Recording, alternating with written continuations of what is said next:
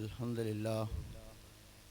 لله وكفى وسلام على عباده الذين اصطفى أما بعد قد قال الله سبحانه وتعالى في كلامه القديم وأعوذ بالله من الشيطان الرجيم بسم الله الرحمن الرحيم هل يستوي الذين يعلمون والذين لا يعلمون وقال رسول الله صلى الله عليه وسلم العلم حياة الإسلام أو كما قال رسول الله صلى الله عليه وسلم. ബഹുമാനരായ ഉസ്താദുമാരുടെ മുമ്പിൽ ഇരുന്ന് സംസാരിക്കുന്നത് അദബുകേടാണെങ്കിൽ കൂടുതൽ സമയം നിന്ന് സംസാരിക്കാനുള്ള ബുദ്ധിമുട്ടുള്ളതിൻ്റെ പേരിലാണ് ഞാനിവിടെ ഇരുന്ന് നിങ്ങളോട് സംസാരിക്കുന്നത്. അദബുകേട് മാപ്പാക്കണമെന്ന് എല്ലാവരോടും പ്രത്യേകം അപേക്ഷിക്കുക. ഒരു ഉപക്രമം ചെയ്യാനുള്ള ഒരു സന്ദർഭമല്ല.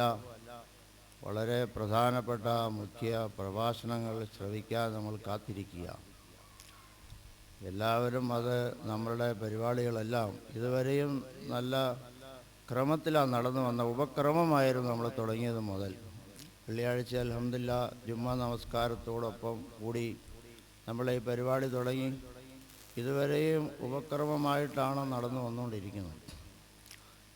ഇതിൻ്റെ അവസാനം അതൊരു ഉപസംഹാരമായി അല്ലാഹു തആല മാറ്റുന്നതിന് വേണ്ടി എല്ലാവരും ദുആ ചെയ്യുക. നമ്മളെ ഈ പരിപാടി ഉപക്രമമാണെങ്കിൽ ഒരു കാര്യം എല്ലാവരും ഓർമ്മ വയ്ക്കുന്നതല്ല, അവരവർക്ക് നിശ്ചയിക്കപ്പെട്ടിരിക്കുന്ന സമയങ്ങളുണ്ട്.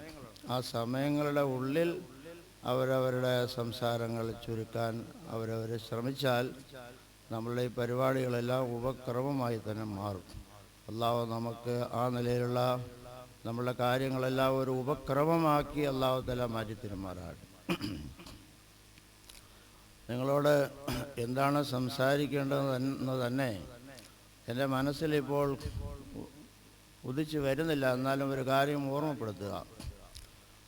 39 വർഷത്തെ നീണ്ട ഒരു അശ്രാന്ത പരിശ്രമത്തിന് ശേഷം ഇടത്തല ജാമിയത്തുൽ കൗസരിയിൽ നിന്നും അള്ളാഹുവിൻ്റെ ഒരു തഖ്ദീർ എന്ന നിലയ്ക്ക് ഞാനിവിടെ വരേണ്ടി വന്നത്. 13 വർഷക്കാലം നബി സല്ലല്ലാഹു അലൈഹി വസല്ലം മക്കയിൽ പാടുപെട്ട് പരിശ്രമിച്ചു. അതിനുശേഷം നബി സല്ലല്ലാഹു അലൈഹി വസല്ലം മക്കയിൽ നിന്നും മദീനയിലേക്ക് ഹിജറ പോകേണ്ടി വന്നു. ആ ഒരു സുന്നത്ത് കിട്ടാൻ ഇടയായതിൽ അള്ളാഹുവിനെ ആസ്വദിക്കുന്നു. അൽഹംദുലില്ലാ. നബി സല്ലല്ലാഹു അലൈഹി വസല്ലം മദീനയിൽ പോയതിന് ശേഷം ആദ്യമായി നബി സല്ലല്ലാഹു അലൈഹി വസല്ലം ശ്രമിച്ചത് അവിടെ ഒരു പള്ളി ഉണ്ടാക്കണം, അള്ളാഹുവിനെ ആരാധിക്കുന്നതിന് ഒരു ആരാധനാലയം ഉണ്ടാകണം. അതാണ് നബി സല്ലല്ലാഹു അലൈഹി വസല്ലം ആദ്യമായി ശ്രമിച്ചത്. അതിനുവേണ്ടി നബി സല്ലല്ലാഹു അലൈഹി വസല്ലം കണ്ടെത്തിയത് സഹൽ സുഹൈൽ റളിയല്ലാഹു അൻഹുമാ, 2 അനാഥരായ 2 കുട്ടികളുടെ സ്ഥലമാണ്. നബി സല്ലല്ലാഹു അലൈഹി വസല്ലം ആ സ്ഥലം വിലയ്ക്ക് ആവശ്യപ്പെട്ടു. സ്ഥാമിനൂനി ഹായി തക്കും എന്ന് ഇമാം സഹീൽ ബുഖാരി റഹ്മത്തുള്ളാഹി അലൈഹി സംഭവം റിപ്പോർട്ട് ചെയ്യുന്നുണ്ട്. നിങ്ങളുടെ ഈത്തപ്പഴത്തോട്ടം എനിക്ക് വിലയ്ക്ക് തരാൻ നബി സല്ലല്ലാഹു അലൈഹി വസല്ലം ആവശ്യപ്പെട്ടു. ആ കുട്ടികളത് സംഭാവനയായി കൊടുക്കാൻ തയ്യാറായെങ്കിലും അനാഥകളായ കുട്ടികളുടെ സംഭാവന സ്വീകരിക്കാൻ ഇസ്ലാം അനുവദിച്ചിട്ടില്ലാത്തതുകൊണ്ട് നബി സല്ലല്ലാഹു അലൈഹി വസല്ലം അത് വിലയ്ക്ക് തന്നെ വാങ്ങേണ്ടി വന്നു. പക്ഷേ ആ സ്ഥലം വിലയ്ക്ക് വാങ്ങുന്നതിന് ആ സമയത്ത് ആരുടെയും കൈവശം കാശുണ്ടായിരുന്നില്ല. 10 സ്വർണ്ണ നാണയമാണ് ആ സ്ഥലത്തിന് നിശ്ചയിക്കപ്പെട്ടത്.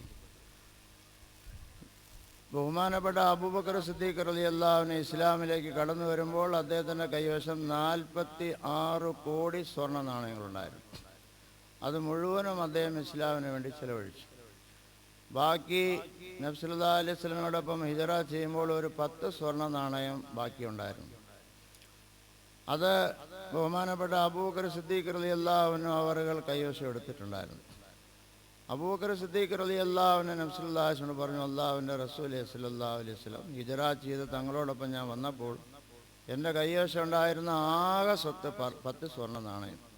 അത് ഞാൻ കൂടെ കൊണ്ടുവന്നിട്ടുണ്ട്. അത് ഈ സ്ഥലം വാങ്ങി പള്ളി നിർമ്മിക്കുന്നതിന് വേണ്ടി ഞാൻ തങ്ങളെ ഏൽപ്പിക്കുന്നു എന്ന് നബി സല്ലല്ലാഹു അലൈഹി വസല്ലം പറയുകയുണ്ടായി. നബി സല്ലല്ലാഹു അലൈഹി വസല്ലം ആ 10 സ്വർണ്ണ നാണയങ്ങൾ കൊടുത്താണ് ആ തോട്ടം വാങ്ങിയത്. അന്നത്തെ മുഴം അനുസരിച്ച് അത് 60 മുഴം സമയത്തിലുള്ള ഒരു സ്ഥലമായിരുന്നു. നബി സല്ലല്ലാഹു അലൈഹി വസല്ലം അതിലുണ്ടായിരുന്ന ഈത്തപ്പഴ മരങ്ങളെല്ലാം മുറിച്ച് മാറ്റാൻ നിർദ്ദേശിച്ചു. അതിലുണ്ടായിരുന്ന ചില പഴയ ഖബറുകളുണ്ടായിരുന്നു, അതിൻ്റെ അവശിഷ്ടങ്ങളെല്ലാം എടുത്ത് മാറ്റി അതെല്ലാം മൂടാൻ പറഞ്ഞു. അത് കുണ്ടും കുഴിയായിട്ട് കിടന്ന സ്ഥലങ്ങളെല്ലാം അത് നിരപ്പാക്കാനും ലെവൽ ചെയ്യാനും പറഞ്ഞു നബി സല്ലല്ലാഹു അലൈഹി വസല്ലം. പിന്നെ 6 ഈത്തപ്പഴ മരങ്ങൾ അത് ഒരേ നീളത്തിൽ മുറിച്ച് ഫില്ലറായിട്ട് നാട്ടാൻ പറഞ്ഞു നബി സല്ലല്ലാഹു അലൈഹി വസല്ലം. അതിൻ്റെ പുറയിൽ 6 തൂണുകൾ അതിന് സമമായ നിലയിൽ നാട്ടാൻ നിർദ്ദേശിച്ചു. അങ്ങനെ മുമ്പിലും പുറയിലും 6 തൂണുകൾ ഫില്ലറുകൾ നിർമ്മിക്കപ്പെട്ടു. അതിൻ്റെ മുകളിൽ ഈത്തപ്പഴ മരങ്ങൾ വെച്ച് കെട്ടാൻ പറഞ്ഞു നബി സല്ലല്ലാഹു അലൈഹി വസല്ലം. മുറിച്ച് സാധാരണ നമ്മൾ ചീലാന്തി എല്ലാം വയ്ക്കുന്ന പോലെ അങ്ങനെ വെച്ച് കെട്ടപ്പെട്ടു. ബാക്കി ഈത്തപ്പഴ മരങ്ങൾ അത് കീറി വാരിയായിട്ടിടാൻ പറഞ്ഞു നബി സല്ലല്ലാഹു അലൈഹി വസല്ലം. അതിൻ്റെ മുകളിൽ വാരിയായിട്ട് നിർത്തപ്പെട്ടു. പിന്നീട് ഈത്തപ്പഴ മടലുകളെല്ലാം അതിൻ്റെ മുകളിൽ അടുക്കാൻ പറഞ്ഞു. ഈത്തപ്പഴ മടലുകളെല്ലാം അടുക്കപ്പെട്ടു. ഇനി മണ്ണ് കുഴച്ച് അതിൻ്റെ മുകളിലെല്ലാം നിറയ്ക്കാൻ പറഞ്ഞു നബി സല്ലല്ലാഹു അലൈഹി വസല്ലം. കുറഞ്ഞ സമയം കൊണ്ട് ഒരു പള്ളി നിർമ്മിക്കപ്പെട്ടു. സഹാബാക്കളായ മഹാന്മാരാണ് ആ പള്ളി നിർമ്മിച്ചത്. കുറഞ്ഞ സമയം കൊണ്ട് ആ പള്ളി ഈ നിലയിൽ അത് നിർമ്മിക്കപ്പെട്ടു. അതിനുശേഷം നബി സല്ലല്ലാഹു അലൈഹി വസല്ലം അബൂബക്കർ സിദ്ദീഖ് റളിയല്ലാഹു അൻഹു നോക്കിക്കൊണ്ട് പറഞ്ഞു, ഓ അബൂബക്കർ റളിയല്ലാഹു അൻഹു, അന്ത്യനാൾ വരെ ഇവിടെ ആരെല്ലാം വന്ന് ഏതെല്ലാം തരത്തിലുള്ള അമലുകൾ നിർവഹിക്കുമോ അവർക്കെല്ലാം അല്ലാഹു തആല കൊടുക്കുന്ന പ്രതിഫലങ്ങളിൽ ഒട്ടും കുറയാത്ത പ്രതിഫലം നിന്റെ ഖബറിലേക്ക് അല്ലാഹു മഴ പോലെ വർഷിക്കുമെന്ന് നബി സല്ലല്ലാഹു അലൈഹി വസല്ലം.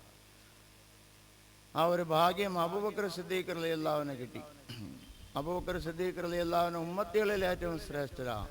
1,24,000 വരുന്ന അമ്പിയാക്കളെ ഉമ്മത്തികളിൽ ഏറ്റവും ശ്രേഷ്ഠരാണ് അബൂബക്കർ സിദ്ദീഖ് റളിയല്ലാഹു അൻഹു. ആ ഭാഗ്യം മഹാൻ അവർക്ക് കിട്ടി.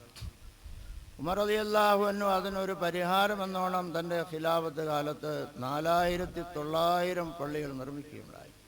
4,000 പള്ളികളും 900 ജാമിഅ മസ്ജിദുകളും നിർമ്മിച്ചു. എന്നാലും അബൂബക്കർ സിദ്ദീഖ് റളിയല്ലാഹു അൻഹു ചെയ്ത ആ സേവനത്തിന് തുല്യമാകില്ല. അങ്ങനെ ഒരു പള്ളി നിർമ്മിക്കപ്പെട്ടു.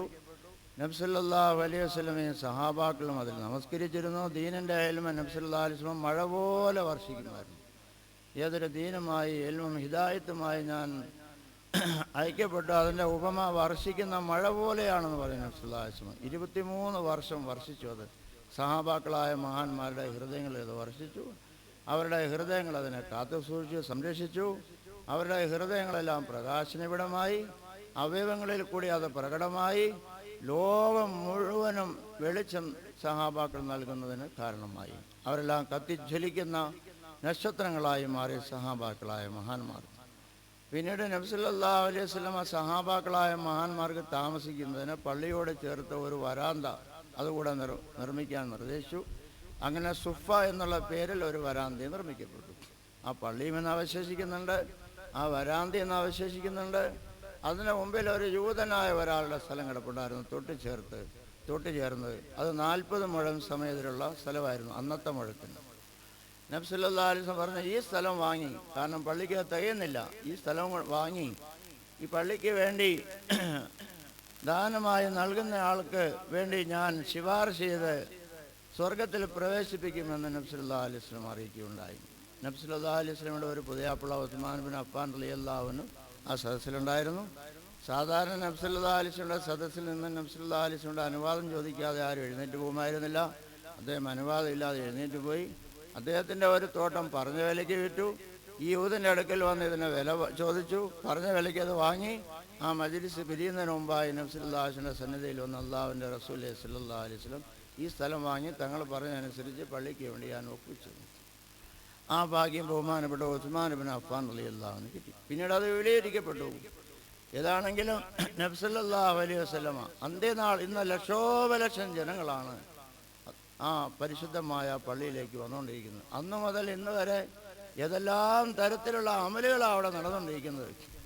അന്ത്യനാൾ വരെ വന്ന ആരെല്ലാം ഏതെല്ലാം തരത്തിലുള്ള അമലുകൾ ചെയ്യുമോ അതിനെല്ലാം അവരവർക്ക് കിട്ടുന്ന പ്രതിഫലത്തിൽ ഒട്ടും കുറയാത്ത പ്രതിഫലം ബഹുമാനപ്പെട്ട അബൂബക്കർ സിദ്ദീഖ് റളിയല്ലാഹു അൻഹു, ഉസ്മാൻ ബിൻ അഫ്ഫാൻ റളിയല്ലാഹു അൻഹു, പിന്നീട് അത് വിപുലീകരിക്കുന്നതിന് വേണ്ടി സ്ഥലം നൽകുകയും വാങ്ങിക്കൊടുക്കുകയും ചെയ്ത മുഴുവൻ സഹാബാക്കൾക്കും കിട്ടിക്കൊണ്ടിരിക്കുന്നു. ഞാനിവിടെ വന്നപ്പോൾ 8 വിദ്യാർത്ഥികളാണെന്ന് എൻ്റെ ഓർമ്മ. ഇവിടെ ഇപ്പോൾ അൽഹംദുലില്ലാ 115ഓളം വിദ്യാർത്ഥികൾ ഇപ്പോൾ ഇവിടെ എടുക്കാൻ കഴിഞ്ഞു. 63 അപേക്ഷകൾ നമ്മളുടെ പരിസര പ്രദേശങ്ങളിൽ നിന്നും ഇവിടെ കുട്ടികളെ ചേർക്കുന്നതിന് വന്നിട്ടുണ്ട്. മലപ്പുറം ജില്ലയിൽ നിന്നും 35 കുട്ടികളോളം അപേക്ഷകൾ വന്നിട്ടുണ്ട്. ഏകദേശം 98 വിദ്യാർത്ഥികളെ ഇവിടെ ചേർക്കുന്നതിനുള്ള അപേക്ഷകൾ ഇപ്പോഴുണ്ട്. റമദാൻ കഴിയുമ്പോൾ എത്ര അപേക്ഷകൾ വരുമെന്ന് അറിഞ്ഞുകൂടാ. ഇന്ന് കുട്ടികൾ സാധാരണ പോകുന്ന കാര്യത്തിൽ കുറച്ച് പുറകോട്ട് പോയിക്കൊണ്ടിരിക്കുന്ന കാലഘട്ടം, മാതാപിതാക്കൾ ആ കാര്യത്തിൽ മുമ്പോട്ട് വരാതിരിക്കുന്ന ഒരു കാലഘട്ടം. പക്ഷേ അൽഹംദുലില്ലാ നമ്മളെ ഈ സ്ഥാപനത്തിലേക്ക് ധാരാളം കുട്ടികൾ വരാൻ തയ്യാറായിക്കൊണ്ടിരിക്കുകയാണ്. നിർവാഹമില്ലാതെ മദ്രസയുടെ മുകളിലേക്ക് നമ്മളൊരു ഷെഡ് അലുമിനിയത്തിൻ്റെ ഷീറ്റിട്ട് ഒരു ഷെഡ് പടുതുകൊണ്ടിരിക്കുക. കാരണം ഒരു ബിൽഡിങ് നിർമ്മിച്ചു വരുമ്പം ചിലപ്പോൾ വർഷങ്ങൾ പിടിക്കും. നമ്മൾ ഈ സ്റ്റേജിരിക്കുന്ന ഈ സ്ഥലത്ത് ഒരു ബിൽഡിങ് നിർമ്മിക്കണമെന്ന് അതിയായ ആഗ്രഹമുണ്ട്. പലരും അതിന് സഹായ വാഗ്ദാനങ്ങൾ ചെയ്തിട്ടുണ്ട്. അല്ലാഹു തആല ഏറ്റവും എളുപ്പത്തിൽ നിർമ്മിക്കപ്പെടാൻ നമുക്കെല്ലാവർക്കും നല്ല തോപിക്ക് നൽകുമാറാകട്ടെ. സഹോദരന്മാരെ, പത്തനംതിട്ട ജില്ലയുടെ അവസ്ഥ മറ്റ് ജില്ലകളെ പോലെയല്ല. അതെനിക്ക് ഈ പൊതുവായ നിലയിൽ വിശദീകരിക്കാൻ ബുദ്ധിമുട്ടുണ്ട്. എന്നിരുന്നാലും ചില കാര്യങ്ങൾ ഇവിടെ എനിക്ക് മനസ്സിലായതിൻ്റെ പേരിൽ ഇവിടെ നടപ്പിലാക്കണമെന്ന് ആഗ്രഹമുണ്ട്. ഇവിടെ അൽഹംദുലില്ലാ ഇവിടെ വന്നതിന് ശേഷം ആലിം കോഴ്സ് ഇവിടെ തുടങ്ങി. അതേ നിലയിൽ ദൗറത്തുൽ ഹദീദിൻ്റെ ഒരു കോഴ്സ് തുടങ്ങി, ഖിറാഅത്തിൻ്റെ ഒരു കോഴ്സ് തുടങ്ങി, ഹിഫ്ളിൻ്റെതായ കോഴ്സ് തുടങ്ങി. പിന്നെ ഇന്നത്തെ കാലസ്ഥിതി അനുസരിച്ച് ഇന്ന് സാധാരണ ഒരാൾ സംസാരിക്കുമ്പം ഒരു 10 വാക്കുകൾ പറയുമ്പോൾ ഒരു 5 വാക്കുകൾ ഇംഗ്ലീഷിലാണ് സംസാരിക്കുക. അതുകൊണ്ട് ഒരാൾ പറയുന്ന വാക്കുകളെല്ലാം മനസ്സിലാക്കാൻ ഇപ്പോൾ അല്പം ബുദ്ധിമുട്ടുണ്ട്. സാഹചര്യം അങ്ങനത്തെ ഒരു സാഹചര്യമാണ്. ഒന്ന് മൂത്രം ഒഴിച്ചിട്ട് വരട്ടെ എന്ന് പറഞ്ഞാൽ തന്നെ ഇപ്പോൾ പറയുന്ന യൂറിൻ പാസ് ചെയ്തിട്ട് വരട്ടെ എന്നാണ് പറയുന്നത്. ഇപ്പോൾ ഈ നിലയിൽ അതിനകത്ത് ഇംഗ്ലീഷ് വാക്ക് കലർത്തിയപ്പോൾ സംസാരിക്കുക. അതുകൊണ്ട് ഇവിടെ അസരി താലീം, അതായത് ഭൗതിക വിദ്യാഭ്യാസം അതുകൂടെ ഇവിടെ നൽകപ്പെടുന്നില്ലെങ്കിലും ഒരു SSLC +2, 1, 2 ഒക്കെ എഴുതുന്നതിനുള്ള ഒരു സൗകര്യം അതിന് ഒരു മാഷിനെ വെച്ച് അതിനുള്ള ട്രെയിനിങ് കൊടുക്കുന്നുണ്ട്. കുട്ടികൾക്ക് അവർക്ക് ആവശ്യമുള്ളവർക്ക് സ്കൂളിൽ പോയി എഴുതാം. അൽഹംദുലില്ലാ ഈ പ്രാവശ്യം പോയി എഴുതിയ മുഴുവൻ വിദ്യാർത്ഥികളും നല്ല മാർക്ക് വാങ്ങി, റാങ്ക് മാർക്ക് വാങ്ങി പാസ്സാകുകയുണ്ടായി. അപ്പോൾ ഇതിൻ്റെ കീഴിലല്ലെങ്കിലും നമ്മൾ ഇതിനോടനുബന്ധിച്ച് ഒരു UKG AKG എല്ലാം ഇന്നിപ്പോൾ മുസ്ലിമുകളുടെ സ്കൂളുകൾ വളരെ കുറവാണ്. അതുകൊണ്ട് ഇസ്ലാമിക സംസ്കാരവും പരിഷ്കാരവും എല്ലാം വളരെ കുറഞ്ഞു പോയിക്കൊണ്ടിരിക്കുക. അതുകൊണ്ട് ഇതിനോടനുബന്ധിച്ച് തുടങ്ങണമെന്ന് ആഗ്രഹമുണ്ട്. വളരെ സിസ്റ്റം അനുസരിച്ച്, ഇസ്ലാമിക സിസ്റ്റം അനുസരിച്ച് സ്റ്റാൻഡേർഡുള്ള ഒരു സ്കൂളും കൂടെ തുടങ്ങണമെന്നുള്ള താല്പര്യമുണ്ട്. അതിനും പലരും സന്നദ്ധരായി, നാട്ടുകാരായ പലരും സന്നദ്ധരാണ്. അതേ നിലയിൽ ഒരു ഗേൾസ് സ്കൂൾ, ഇസ്ലാമിക ഗേൾസ് സ്കൂളാണ്. കാരണം ഇന്നത്തെ സ്ത്രീകളുടെ അവസ്ഥകളെല്ലാം പ്രത്യേകിച്ച് പത്തനംതിട്ടയിൽ വളരെ മോശമായ ഒരവസ്ഥയിലായിരുന്നു കാണപ്പെടുന്നത്. ബനാത്താണെങ്കിലും ഇന്നത്തെ ബനാത്തുകൾ സാധാരണ പ്രായപൂർത്തിയാകാത്തവരും പ്രായപൂർത്തിയായവരും വിവാഹിതരും മറ്റ് കോളേജുകളിൽ നിന്നും ചാടിപ്പോയ അലവലാദികളും എല്ലാം കൂടി കലർന്ന ബനാത്തുകളാണ് ഇപ്പോൾ കൂടുതലുള്ളത്. അതുകൊണ്ട് ഒരു സിസ്റ്റം അനുസരിച്ചുള്ള ഒരു ബനാത്ത്, ഒരു മാതൃകാപരമായ ബനാത്ത്, അത് പ്രായപൂർത്തിയാകാത്ത കുട്ടികൾക്ക് വേണ്ടി വേറെ, അതിനുള്ള സെക്ഷൻ വേറെ, പ്രായപൂർത്തിയായവരുടെ വേറെ, അതേ നിലയിൽ വിവാഹിതകൾക്കുള്ളത് വേറെ. ഈ കോളേജുകളിൽ നിന്നും ഈ നിലയിൽ ആരുടെങ്കിലും കൂടെയൊക്കെ ചാടിപ്പോയ പെൺകുട്ടികൾ അവർക്ക് വേണ്ടി വേറെ, ഇങ്ങനെയൊക്കെ ഒരു സിസ്റ്റം അനുസരിച്ചുള്ള ഒരു ബനാത്ത് തുടങ്ങിയാൽ കൊള്ളാമെന്നും ഇവിടെ പലരും ആവശ്യപ്പെട്ടു. അല്ലാഹു ഇതേ നിലയിൽ നമ്മൾ ഈ പത്തനംതിട്ട ജില്ല നമ്മൾ പരിശോധിച്ച് നോക്കുമ്പോൾ ഇവിടെ ധാരാളം പ്രശ്നങ്ങളാണ് ഇപ്പോൾ വന്നുകൊണ്ടിരിക്കുന്നത്. തെക്കൻ കേരളത്തിൽ നമ്മളുടെ മലബാർ ഭാഗങ്ങളിലാണെങ്കിൽ ധാരാളം ഖാദിമാരുണ്ട്. ഒത്തിരി പ്രശ്നങ്ങൾ അതുകൊണ്ട് പരിഹരിക്കപ്പെടുന്നുണ്ട്. തെക്കൻ കേരളത്തിൽ അങ്ങനത്തെ ഖാദിമാരില്ലാത്തതുകൊണ്ട് ധാരാളം പ്രശ്നങ്ങൾ ഇവിടെ വന്നുകൊണ്ടിരിക്കുന്നുണ്ട്.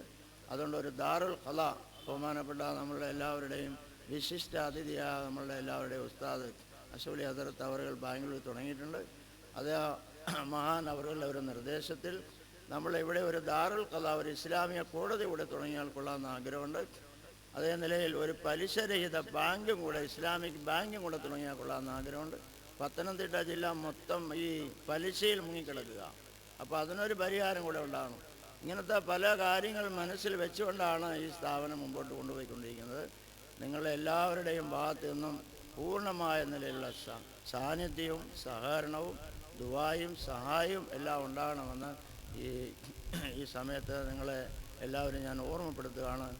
പിന്നെ ഈ ഇവിടെ നിന്ന് ബിരുദം നേടിപ്പോകുന്ന ആലിമീങ്ങൾ, അതേ നിലയിൽ ബാക്കിയുള്ളവരെല്ലാം ചില കാര്യങ്ങൾ പറയാനുണ്ടായിരുന്നെങ്കിൽ സമയം അനുവദിക്കുന്നില്ല. അതുകൊണ്ട് ഞാൻ ഒന്ന് രണ്ട് വാക്കുകൾ ചുരുക്കുകയാണ്. വിദ്യാർത്ഥികളോട് എനിക്ക് ഉപദേശിക്കാനുള്ളത്, നമ്മൾ പോലീസുകാരുടെ സ്ഥാനത്താണ് ഉലമാക്കൾ. പോലീസ് ഡിപ്പാർട്ട്മെൻ്റ് അവരവരുടെ ഡ്യൂട്ടി ആത്മാർത്ഥമായ നിലയിൽ നിർവഹിച്ചാൽ അതാത് നാടുകളിലുള്ള കുറ്റകൃത്യങ്ങളില്ലാതെയാവും.